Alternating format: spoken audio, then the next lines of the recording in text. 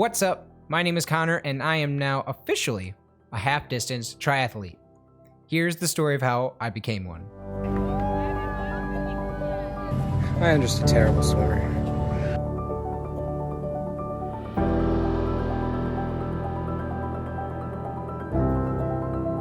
So I just want to let you in on the story of how I became, or how I got through this triathlon and what it means to me. So in order to really give you my ending insights, I need to start from the beginning. So how I got there. So I'm from the Madison Heights area, Michigan. It's about 45 minutes directly west, a little like northwest of Detroit. I drove from my house to Grand Rapids. So I get to Grand Rapids, and basically I immediately go to a test swim practice in the same lake that I'd be racing in the next day. And I found out maybe the day before that it wasn't going to be wetsuit legal for the race. Now, this didn't really discourage me. I was still going to use a wetsuit, but I wanted to try to see if I could swim without a wetsuit, and it went horribly. Absolutely horribly. What's up? So, just finished the swim practice. Lake is looking gorgeous. I am just a terrible swimmer. So the race isn't going to be wetsuit legal, but I'm just going to wear one anyway because I am quite literally like, I'm made for land. I'm not made for water. And even in a 300-meter swim, I just was like panicking. So wetsuit it is. You know, I really gave it my honest best shot to swim without a wetsuit, and it just wasn't effective. It wasn't good for me. This is my first triathlon. Not gonna lie, I'm petrified. I'm terrified. So to have a wetsuit, to have that extra buoyancy in the 2 mile or like the 1.2 mile swim it meant a lot to me to have that, because I just didn't want to feel like I was going to drown. So after doing that test swim, I knew right then and there that I was just going to forego any type of I wanted to be this like official Titan or whatever. And I just thought, if I'm not if I'm in a wetsuit, that I'm foregoing like being an actual Titan. Well, no, like it's literally just the difference of a few degrees, but you're still doing all the same work as everybody else. So if you're a first time triathlete and you're doing a full or half distance and it's not wetsuit legal, but you're still within the parameters to wear one up to, I think, 83 degrees, do it. If you're not comfortable in the water, do it. Do whatever makes you comfortable. So after the test swim, I was definitely still very scared. And I was scared because of the water. Like everything else was kind of out of sight, out of mind. I just knew that I was going to be okay. But with the water, I was like, this could go very poorly. Last thing I wanted to do was to get a DNF because I was about to drown or something. So, after thousands of meters of swimming in a pool and doing some outdoor swimming, I came in as prepared as I could be, and that still, for me, wasn't enough peace of mind. Anyway, so I get past the practice swim and I go to packet pickup. And packet pickup is this really great way for the race to run smoothly the next day. So I go to packet pickup, I pick up my tracker, I pick up how I need to mark my body with a Sharpie for all my numbers. I'm getting like how I need to put all my numbers on my bike, and I get my bib. So got all that out of the way, and yeah, it was super, super smooth. After packet pickup, I did one last test bike ride. What's up? Look at my hair. So that is the last bike ride training session ever for this race. So it's a bit bittersweet, but check it out. We match. Yeah. So pretty stoked. Got 6 miles in just to get the blood through the legs, and let's go eat some food. So I just did 6 miles easy, about a half hour. After doing the bike ride, I drove back to the race venue and dropped off my bike. And this is where, again, how the race runs smoothly on race day is you set up your bike the day before. And so I set up my bike, I left my shoes there, my helmet, and yeah, they leave it locked up for the night, and you don't have to bring it in the morning. You just show up to race day ready to go. So after that, met up with my parents later on.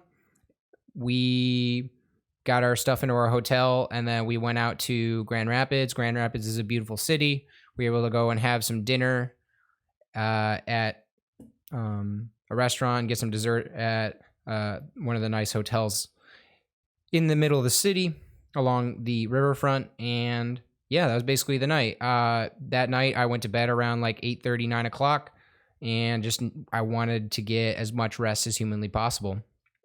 But something that really plagued me was there is that level of nervousness that you get with a race, and that was really affecting how I slept. So I definitely slept deeply, but as soon as I woke up at around 4:30, I was very much awake. I was very much like, I don't normally wake up at 4:30, but I was like, I'm up, I'm ready to go, but I'm nervous. And that was the first thing I felt when I woke up on Sunday, on race day. So by the time the sun was just starting to crest over the horizon, about like 6 o'clock or so, 6:30, my dad and I drove out to the venue and basically got all my stuff that I needed for transition and walked from where we parked to the venue by myself. And that's when I knew like I was really sealing the deal. Like I was taking my steps into somewhere that nobody else could go. It was kind of like one of those things where it's just like you're walking into the pan and you're about to like feel the fire. So it was definitely getting real very quickly. Just the raw emotions was it was actually super comforting to feel raw human emotions such as fear or worry. But it was also one of those things where it's like, I was so grateful. I felt this gratitude very early on that I was very grateful for being able to have the time to do this activity. So yeah, I go to the venue and I'm setting myself up, talking to a few of the competitors. A lot of people were definitely feeling a little bit nervous. But overall, we were just trying to, have a few laughs, and yeah, we were just trying to just make things as easy as possible on our minds. So after a little bit of waiting and a little bit of prep time, I got my wetsuit on, and I was one of a few people that had a wetsuit on, but it was definitely kind of a nervous feeling being in a wetsuit when everybody else wasn't. But you just, in those moments where you see so many people that are in an environment that they're used to and you're not, it can feel very weird to go against the grain, to do the thing that not everybody else is doing. But if there's something that I'm learning very quickly from the triathlon community, it is that you can't care about what other people think of you. You can't care about what other people are going to say. Like, it's just you and it's just yourself out there. And, there's other competitors around you, but it's your race. And you might meet some people along the way, but it's your race. Nobody else got you here. Nobody else is going to do the race for you. It's just you. So that resonated with me pretty quickly, even before the swim. And so, yeah, basically they had the half distance triathletes that didn't have a wetsuit. They loaded these people up ready to go for the swim. And then the wetsuit individuals would go behind the slowest swimmers without a wetsuit. So I lined up and I met just this really awesome guy, Montana. And his name is Montana, and he's from the Grand Rapids area, I think. And just like a really he's like one of those people where he's like, you say to yourself, I've met you before, but it was like you reminded me so much of somebody else that I knew in my life. So it was really comforting to see somebody like that. And so I asked him a few questions, and then finally I just get around and I was like, we're just talking about the triathlon. And I go, when did you sign up? And he's like, I signed up last Sunday. So a week before, without like any major, basically no training, he said, I'm going to do this half Ironman, whatever it takes. And I was blown away by just this.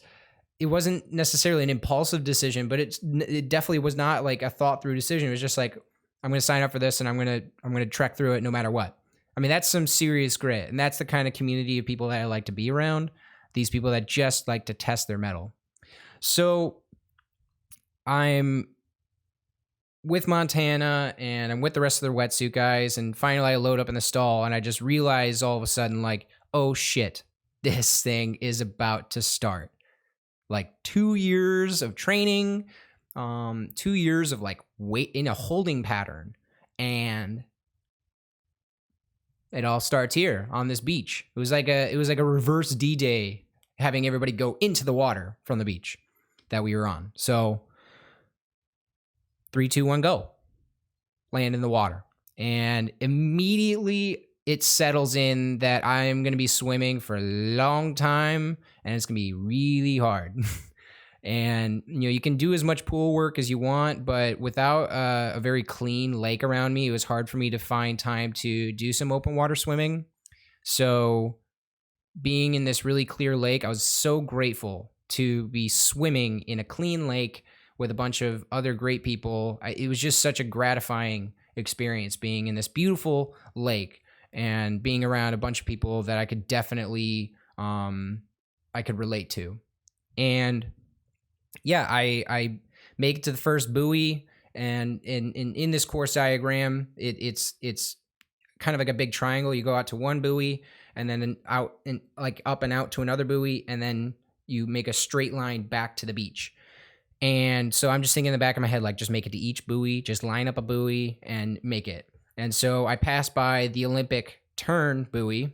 There's an orange buoy and then a red and then a yellow one.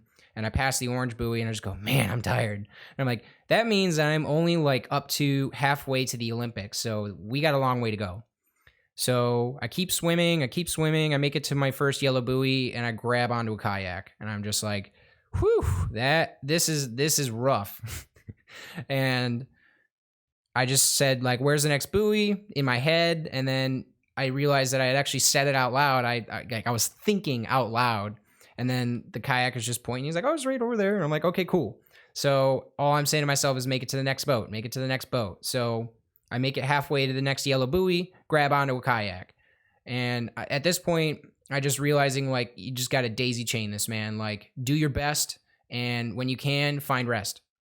So I just find the next boat. And finally I make it to the last yellow buoy before you make a straight line back to the beach. And I just grab onto this kayak and I'm just like, shit, it's a straight line. We just got to go. And yeah, basically the whole line back. So the whole line there, I was having a very hard time lining up and sighting. And I was very, very panicked. I was very much, my heart rate was beginning to really spike. And I was just trying to cool myself off internally, and it was just very hard to keep myself centered. So I just grabbed on this kayak for a little bit extra longer, like maybe like a minute, and I just said peace to the kayaker that was there, and I just set off. And so I just kept chugging along this line, and I kept on seeing land, and so once in a while I just literally shout, be like, come on land. And as I'm making this beeline unbroken to the beach, I begin to say, like, I can't believe I get to ride my bike and to run today. And I really felt like I really resonated with, I get to run today, because I have been, I've been tapering for this event, and I felt this gratitude that I got to run. And I hadn't run in like 2 days, and I was just like, man, I can't wait to do this thing. So, I'm making my way to land, and it's pulling up slower and slower. But, finally After swimming for what felt like an eternity, I start seeing seaweed, and I just knew that the shore was there. And I'm like, wow, like I made it.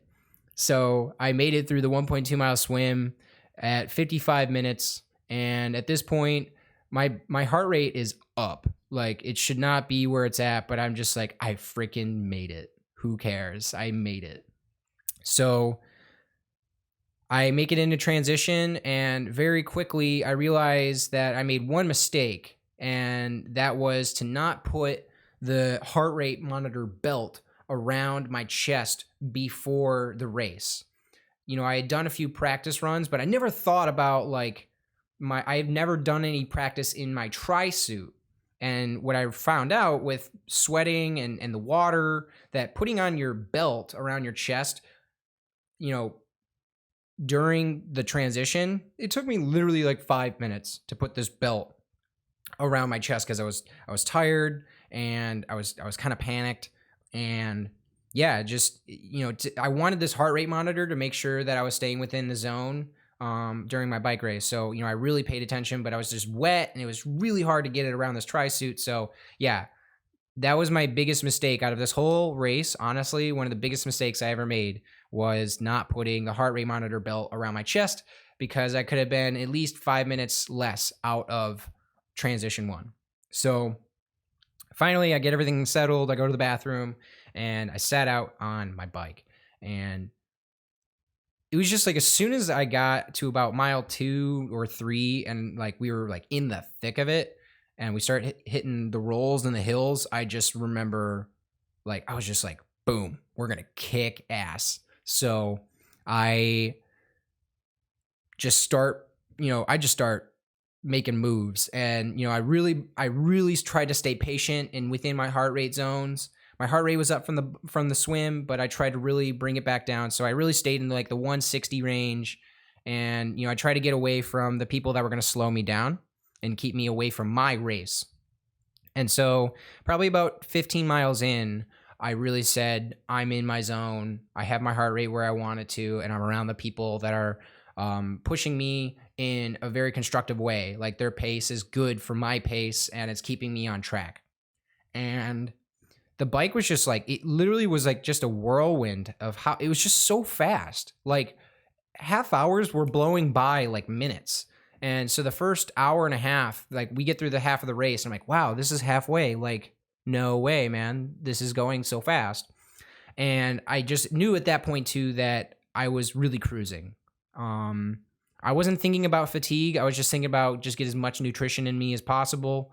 Spend as little time down as possible, and just, you know, keep your head down, keep yourself on the bars, and stay aero, and keep moving, just keep moving.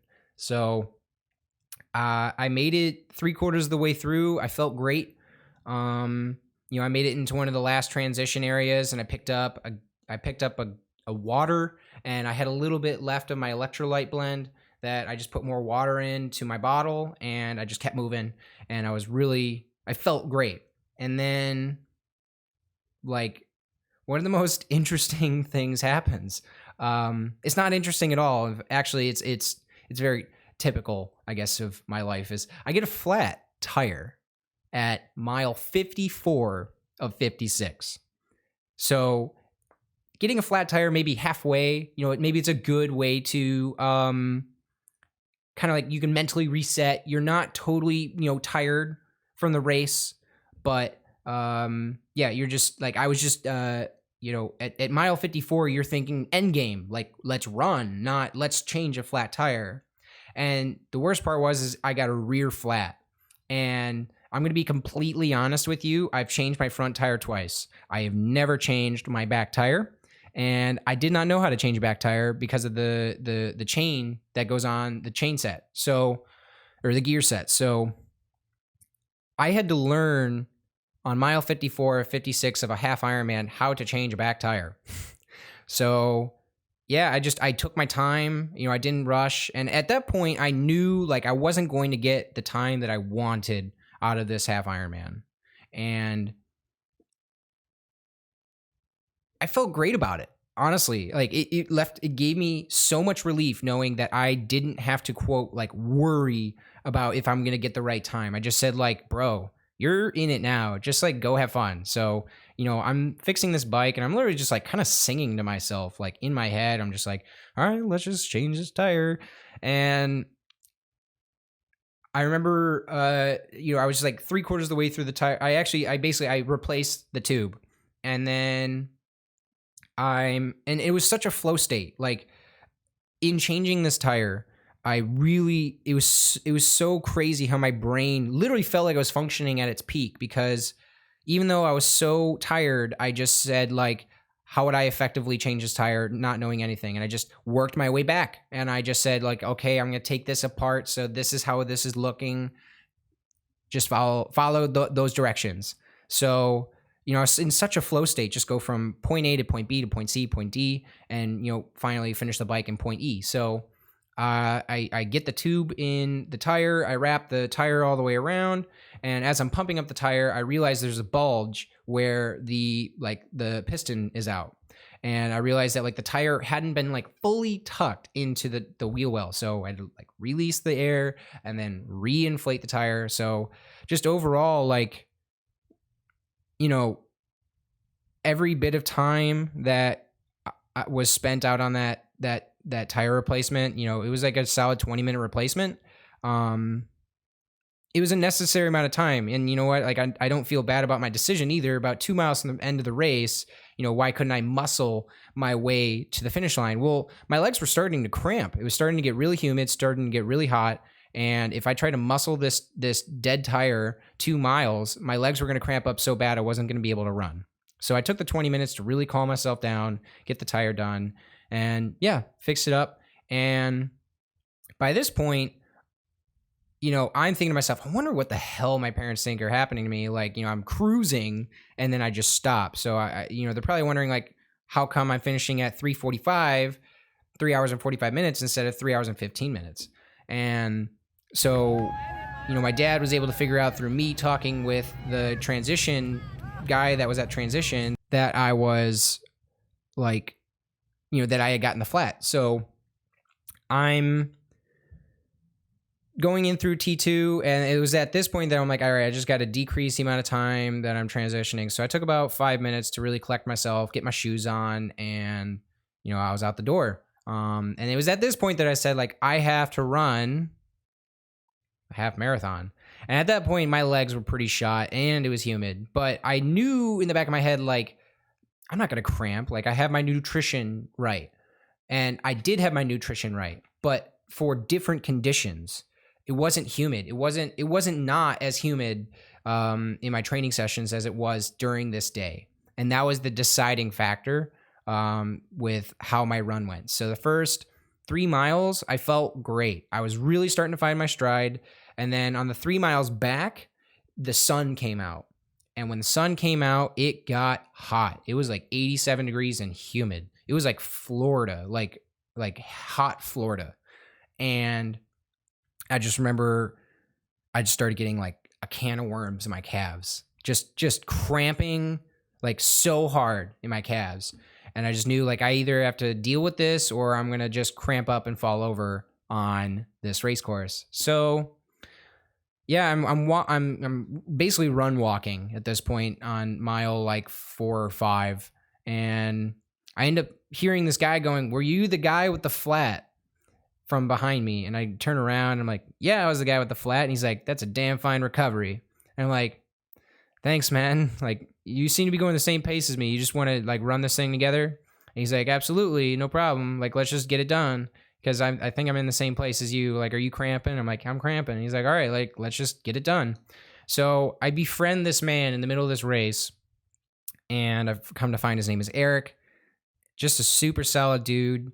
And we make it all the way to the turnaround to where we know that we have 6 miles left. And it was at this point, like, where we both just go like, "All right, man, like, we got 6 miles, like, let's just keep going." So we would just line up like, "All right, mailbox assign." Yeah, mailbox assign. We would just, or, we'd be like, "Shade gang." And we were just like, let's just walk in the shade and then run in the sun. And we'll just, that way we'll cool off effectively. And so we were able to average, without really looking at my watch, 11:45 miles for the last 6 miles. And it was very interesting to see how we were able to really make a consistency out of our times through inconsistent running, like where we were basically run walking. But it was really at that point where I just was so grateful, and I knew it was so serendipitous. I was just like, I started this thing alone. I started this thing where I felt so isolated, and I am ending this race with somebody like a brother in arms to this very human experience.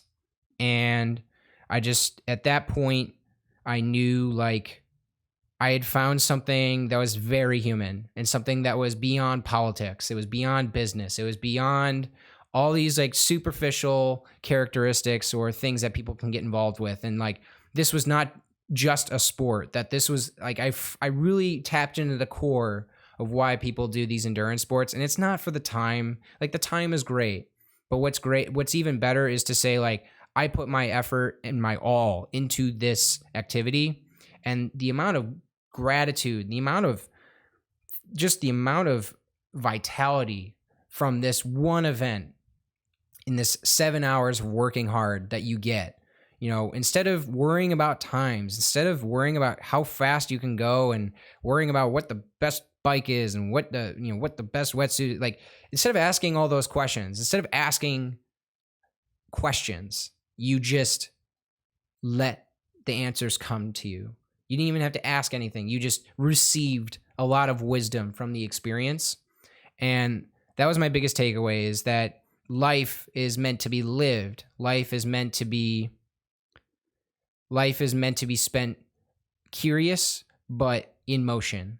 That we should always be moving. We should always be trying our darnest to be different than we were the day before. Because if we're in the same place that we were yesterday, we're not moving forward. In fact, we're moving backwards. So, at the end of this race, we're one aid station away from the end. And I just look at him, and he looks at me, and we're just like, all right, we just got to get this thing done. But like, it's going to feel good. And I just remember running into that area that like my family was going to be there.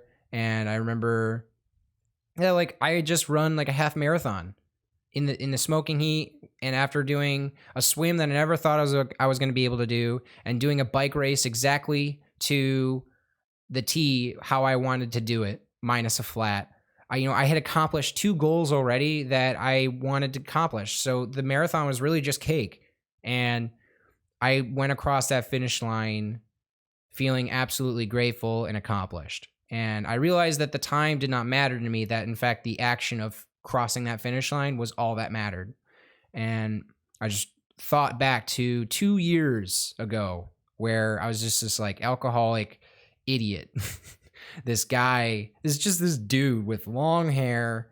Nothing against I love long hair, but just this dude that like really was trying to figure out where he needed to go, what he wanted to do, really finding direction. And in 2 years, I had found this guy in me that I think was always in me. And I just continued to not listen to him for so long because other people were telling me things to do that served their own selfish interests. And instead, I found something that works for me. And I've tapped into my inner voice.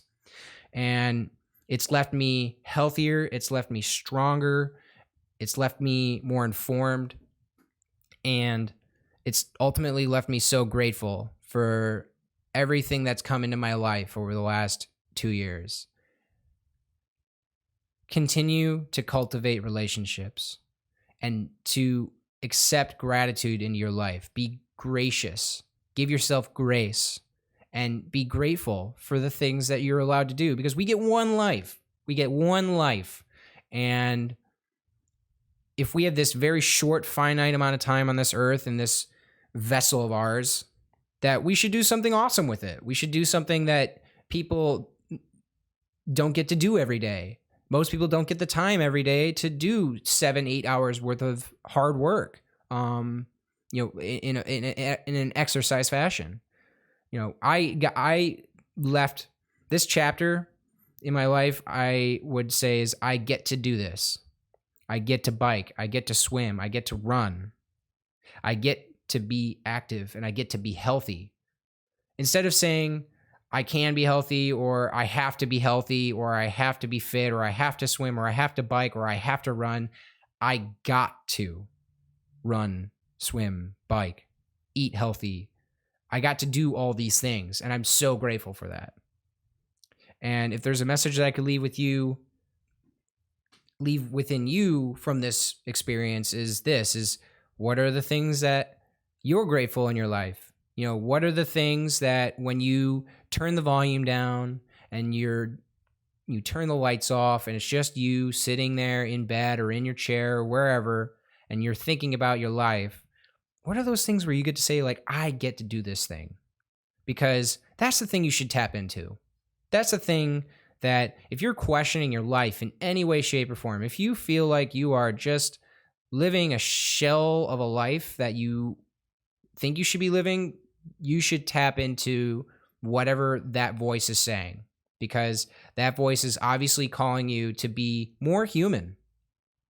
And I think it is a disservice to yourself to not listen to that voice. I listened to that voice 2 years ago when it said, you should do that really hard thing. Like, you know what? You should sign up for this half Ironman. I don't know how to do an half Ironman. Figure it out. And what I've been left with is an experience where I'm certified in nutrition. I'm 8 months sober. I'm a half distance triathlete. And most importantly, I'm continuing to build and cultivate a community around health and education. And that's so important to me.